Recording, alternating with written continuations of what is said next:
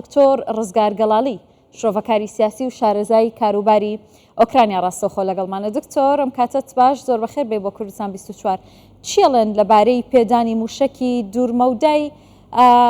دوورمەوداوە بە کێف؟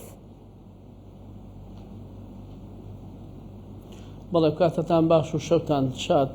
ئەتاکمس ئەو موشکە بەهێزەیە کە بەڕێستان شکردنەوەیکی زانستی و سەربازی جوانتان بۆ کرد پێش قسەکانی ئێمە.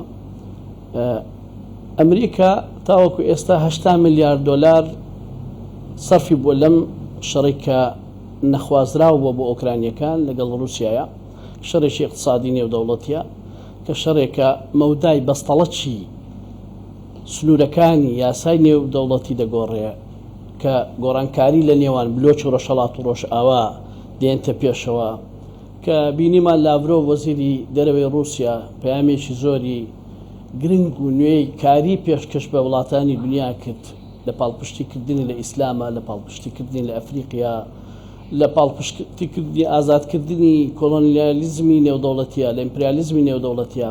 لەمان کاتیش ئەمریکیەکان لەگەڵ پرزیدەنت زلێنسکی دانیشتە تایبەتەکانیان محورێکی زۆر گرنگن، بەڵانسێکن لە میزانێتی سیاسەتی نێودەوڵەتیان، لە میزانێتی ئابووری نێودەوڵەتیە سیر دەکەین. بەڵام لە کۆتا شەڕدا کە درێژ خایەنە ئۆکرانیەکان مزەحی ئەساسی.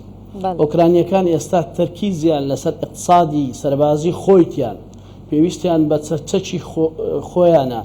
دەبینین لەم ڕۆژانەی ڕابردوو لە جەزیرەی قرمە تەنها درۆنە کەشتەکانی بەحریەکانی کە درۆنن بە کەشتی وەکو کەشتیوان بەناو دەریاکانی دەریا ڕەشا دەڕۆن، سنوورێکی زۆریان پاک کردەوە بۆ ئەو فلۆتانەی، بۆ ئەو کەشتی بار هەڵگە سەربازیانەی رووسیا کە دەبێتە کەریدۆرێک بۆ کردەوەی کەریدۆرێکی گرنگ بۆ پەڕاندنەوەی دانەوێڵەی ئۆکرانی بۆ وڵاتانی دنیا کە سەتاسی ئەفریقیا تەرکیزی لەسەر دانەوێڵەی ئۆکرانیا کە لە ڕۆژانی ڕابردوو لە ئێرلندا لە مەتاڕی ئێرلندا پرزیدەنت زێلنسکی لەگەڵ بەرپرسانی سوودان دانیشتن ئەم پەیامەیان ئاڵوگۆڕ کرد. دەبینین رووسیا و ئۆکرانیا دوو محوەری زۆر گرنگن لە اقتصادی نێودەوڵەتیە، لە دانەوێڵە و لە ئەنێرگیا. سیر دەکەین ئەڵمانیا ئەمڕۆ ئەگەر خۆی بەهێزە، ئەڵمانیا بۆ توانی دەواازەکانی بەسەر ئەو مهاجرانە بکاتەوە کە دەستی کارن. هێزی اقتصادی ئەڵمانیا شکستێکی هێناوە، بەڵام ئەم هۆکارەوە بۆ مهاجرانەی کە هاتوونە ئەوێ دەواازەیان بۆ کراوەتەوە. بەریتانیا لە شکستدا لە اقتصادی خۆی، ئەگەرچی لە کاتێکی تەوقیتێکی نادیارە لە زۆنی ئیتیحادی ئەوروپیا هاتە دەرە. ئەوانە هەموو پلانی درێژخایەنن بۆ ئایندا، پلانی ڕابردوونە کە دیراسە کراوە بە ئەمریکا ئەوە تاکمەسانە دەداتە ئۆکرانیا بۆ پاراستنە لە دۆلار، بۆ پاراستن لە بازاری اقتصادی خۆی. باش ئەوەی کە ئێستا دەیبینین، ینی ئۆکرانیەکانیش ئەوە دەزانن پێویستیان بە سەرچی خۆیان، بازی خۆیان، ئۆکرانیەکان خۆیان بەهێزن. ئەتاکمس ڕەنگە محورێک لە شتەکانی شەڕ بگۆڕێتن. باشە دکتۆر ڕزگار دووبات و بخێربەی. بەڵێ ئەف جۆرە موشکێنە جوورێکی نۆرمالە یە زیرەکە، موشکێکە تایبەتمەندیان گەلێکن جیاواز هەنە، دوور درێژە 300 کیلومترە. ئەگەر دیت ناتە دایە ئۆکرانیا ئەف موشکە مەودای و دەگەتە مۆسکۆیە، جاودێرن سیاسیش دبێژن نەممکنە مستحیلە کو ئەمریکا قبول بکەتن ئەوان موشکە ئەوان جوورە موشکە بدەتە ئۆکرانیا، چونکو دێ مەوداوی گەهتە مۆسکۆی و ئەمریکاژی ئارمانجاوی ئەڤەنینە خاندنەتە چوانەیە. بەڵێ ئەمریکا یەک لە پەیامەکانی ئەوەیە کە ئەو چەکانە بۆ پاکردنەوەی ئەو سنوورانە بێتن کە ئۆکرانیا داگیر کراوە. ڕۆژهەڵاتی ئۆکرانیا کە لە خارکۆڤ و دانێسک و لۆگانسک و ئۆدێسە و دنیاپر و زەپەڕۆژەیە کە ئێستا داگیر کراوە، سەتادەی ئۆکرانیا دەتوانین بڵێن داگیر کە بە زەزیرەی قریمتەوە، ئەوانە بۆ پاکتاوکردنی ئەو دەبەرانەیە، ئەو سنوورانەیە. چونکە ئەگەر ئەمریکا ئەو موشکانە کە دەداتە ئۆکرانی بپەڕێتەوە مۆسکۆ، خۆی لە خۆیدا شەڕێکی گرنگ دێتە پێشی. ئۆکرانیا پێویستی بە هێزی سەربازیە، ئۆکرانیا پێویستی بە تاکمس نییە، ئۆکرانیا پێویستی بە سەربازە کە خەڵکێکی زۆری ئاوارەیە، خەڵکێکی زۆری ئەو چەکدارە ئۆکرانیانە بەڕاستی پێشمەرگەی قارەمانن لە بەرەکانی جەنگدا بەرامبەر رووسایەکی زەبەلاحە کە تەماشا دەکەین. بەڵام ناتۆ ناتوانێت بێتە ناو شەڕەکان. سەربازی فیداکاری بەریتانی، ئەمریکی، بەشێک لە ئەوروپی، ئیسپانی دێن لە شەڕەکانە فەردی تاکن، کۆمەڵ نین، سەربازی ڕاهێنەر نین کە بێنە ناو بازنەی شەڕەکانە. ئۆکرانیا پێویستی بەتاکە بە فەردە نەک بە تاکمست، لەبەرەوەی ئەمریکا ئێرەوە تاکمستانە سنوورەکانی مۆسکۆ بزانێتنەوەکو بە ڕێزت ئاماژت پێکرد، خۆی لە خۆیدا کۆتایی دنیای و کۆتایی شەڕەکانی جەنجی جیهانی سێمە دێتە پێش. بۆیە من لە باوەڕدانیمە ئەوە تاکمستان ئللا تەنها چەکەکانی خودی خۆیەتی کە لە معاملەکانی ئۆکرانیش وڵاتێکی بەهێزی سناعیە، بەهێزی زراعی اقتصادیە، بەهێزی سەربازیشە لە پاشماوەکانی چێتی سۆڤێتە خۆچەکی زۆر معاملی زۆرمەوە. پێویستە ئەمریکا و ئەوروپا کە ئێستا تەماشا دەکەین فەڕەنسا لەم بازنەیە و کشاوەتەوە، کە تەماشا دەکەین تەنها بەریتانیا لە باز نەکەماوەتە کە پاڵپشتی ئۆکرانیا. ئەمریکا بۆ پاراستنی عملەی دۆلار و اقتصادی خۆی بۆ ئەو شەڕ ساردەی کە دەزانیتن لەمەولە ڕووسەکان بە پاڵپشتی هند و برێکس و سینەکانەوە بلۆکی بەستەڵەکی نێو سنوورەکانی یاسای ئێنە دەگۆڕن. سیر دەکەن لە ئەفریقایە ئازادی پیا بووە، لە ئەفریقایە اقتصادێکی دێتە پێشەوە بۆ بەهێزکردنی سنوورە زەربەی لە اقتصادی فەڕەنسا و لە ئەوروپا شکستێنانی بازاری ئەوروپایە. بۆیە دووبارە دەکەمەوە ئۆکرانیەکان تەنها بە بازی خۆیان ڕادەگرن، بەسەرکی خۆیان ڕادەگرن، بەهێزی ورەی پێشمەرگە و سەربازی خۆیان کە فیداکارن خۆیان ڕادەگرن. ئەوەیە ئەتاکمس بەشێک لە شەڕەکان دەگۆڕێ. زۆر ئەتاکمسی تریشمان بینیوە ستۆرمی بەریتانی کە هاتووە ئێستاکە ئەویش موشکێکی بەهێزە، بەڵام ئایا مەودای شەڕەکان دەگۆڕ؟ رووسیا چی بەهێزتری هەیە، رووسیا تەکنۆلۆژیای بەهێزتری هەیە. ئەوانە ئەو شەڕێکی نهێنیە، شەڕی اقتصادیە تەماشا بکەن زیاتر. ئەگەر رووسیا لە ڕووی سەربازیەوە پاوسێکی بەخۆ کردووە، بەڵام سەیری ئەوروپا بکەن، سەیری ئەفریقیا بکەن، چ بازاری ئەفریقیا و چ بازاری ئەوروپا لە چ بژانەوە کە پەڕینەوە بۆ ئاسیای وستا، اقتصادی ئاسیای وستا. ئەرمێنیا و ئازەربایجان ئێمە ساڵێک پێش ئێستا لە کەناڵ 24 سەرەتای شەڕەکان ئاماژەمان پێکرد، خۆش خۆی لە خۆیدا کارتێکی ترە کە رووسیا بەکاری دێنێ لە دژی ئەمریکا بۆ پاڵپشتی تورکیا و ئازەربایجان. دکتۆر ینی وەکو خۆشت باست کرد، ینی فەڕەنسا ئێستا لەم هاوکێشەیە کشاوەتەوە و لە چەند ڕۆژی ڕابردووشدا بینیمان کە لە دوای باسکردن لە ڕێکەوتنی دانەوێڵە و نەناردنی دانەوێڵە، ینی پۆڵەنداش بڕیاریدا کە ناردنی چەک ڕابگرێت بۆ ئۆکرانیا.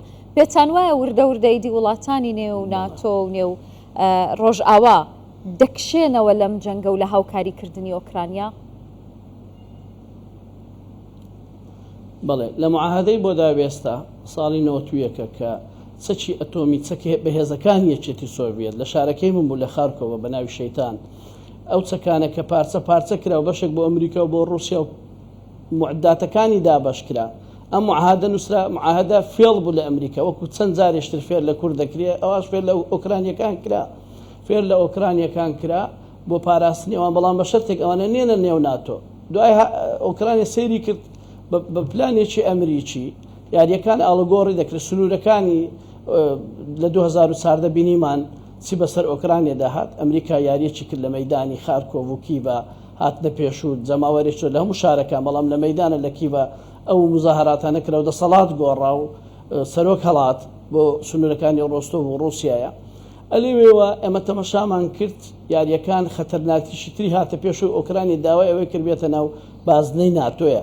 لە بازنەی ناتۆیە کە ئۆکرانی داوای ئەوەی کرد، رووسیا زانی مەترسی لەسەر زوو دەست پێشخەری خۆی کرد.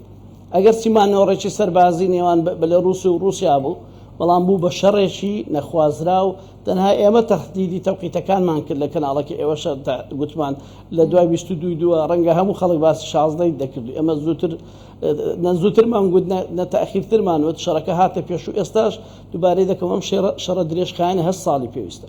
کەش ساڵی پێویستە ئۆکرانیا لەگەڵ من باسی ئەوەت کردانی لە چاوپێکەوتنێکی دیکەدا. ئەمیز دەستەوەت لێ بپرسم، بڵێم ئێستاش لە دوای و هەموو گۆڕانکاریانە هێشتا دەڵی دەم جەنگە 8 ساڵ دەخایەنێ؟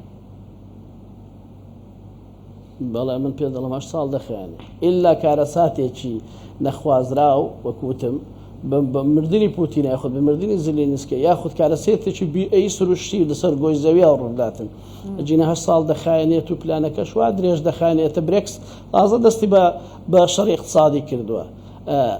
رووسیا بەهێزە، رووسیا ئێستا دێتە ناو بازنەی عێراق، دێتە ناو بازنەی حکوومەتی هەرێم و عێراقە لە ئەنێرگیا. رووسیا خۆ ڕۆسنێفت و گازپرۆم بە ئاسانی لەو سنوورانەی ڕۆژهەڵاتی ناوەڕاستە وازی لێ نایەنێتن. ئەمە کارتێک ئەگە کوردیش وریا بێت و ئەم پەیامە لەسەر ئەم کەناڵە ئێوە دەگەن وریا و یەکبوون و تەبایی کووردە ئەم کارتە زۆر جوان بەکاردێتن بۆ ئایندە بە پاڵپشتی تورکیا کە لە پشتێتی کە منفەزێکی نەوتێت کە ئێمە وڵاتێکی نەوتینە ئەو شەڕانە ئێمەشی گرتۆتەوە هەستی پێ ناکەین وەکو ئەرمێنی و ئازەربایجانی دەگرتەوە من ساڵێک پێش ئێستا وتم ئەم شەڕانە لە ئازەربایجانە شەڕی ئازەربایجان دێتە پێش شەڕی PMR-ی مەڵدۆڤیا دێتە پێش کە ئێستا ئەو بازنەیشترە شەڕەکان دەپەڕتەوە بەڵام جارێ فۆرمێکی اقتصادی هەیە فۆرمێکی سیاسی دیبلۆماسی هەیە شکانی بربەستەکانی ناو UN ئەمە خۆی لە خۆیدا ئەوڕۆ لاڤرۆ پەیامێکی گرنگی گەیان وڵاتانی دنیا تەنها فۆرمێکی ئەمریکی پێوە نابێ فۆرمێکی بەریتانی پێوە نابێ وڵاتان دەبن بە دوو بلۆکی بەهێز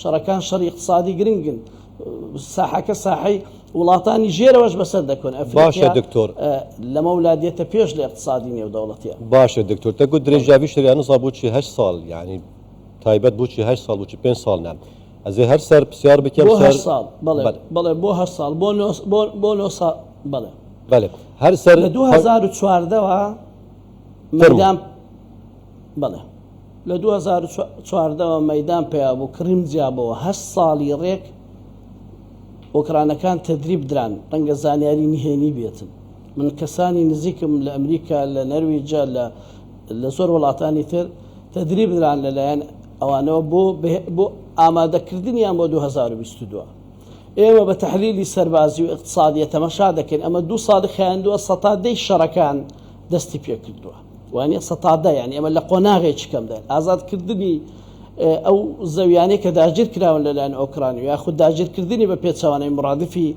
ڕووسەکانەوە داگیرکردنی ئۆکرانی سەتادەیە شتە زۆری ماوە ئەگەر بتەوێت ئۆکرانی بەتەواوی داگیر بکرێ 8 ساڵی پێویستە ئەگەر بتەوێتن ئازاد بکرێتەوە شوێنانە بەو چەکانە و بەهێزی سەربازی خودی خۆی 8 ساڵی پێویستە فۆرمەکە 8 ساڵە بە پێی زانیاریە نهێنیەکانی هەواڵگیری ئۆکرانی و رووسی فۆرمەکە وای بۆ دانراوە ڕەنگە وەکو وتم ڕەنگە کارەساتێکی گرنگ بێتە پێش ڕەنگە قیادیەک لە قیادیەکان بمرێتن باشە دکتۆر ئەبکورتی 8 ساڵ زۆرە یەکەتیا ئەوروپا دەڕاشان نهایە ئابووی دەتەحملە 8 ساڵا دەکەتن کورتی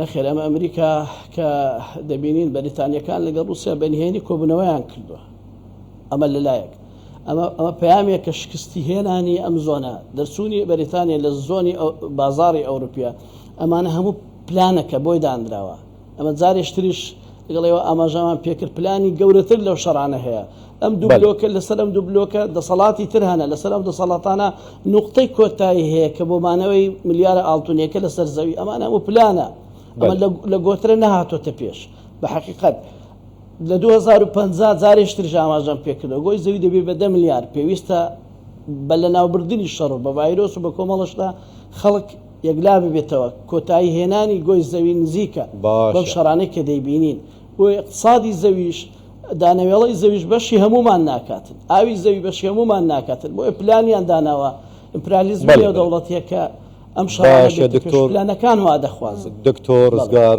گەلالی شرۆڤەکاری سیاسی و شارەزای یەن کاروبارên ئۆکرانیا زۆر سپاس دەست خۆش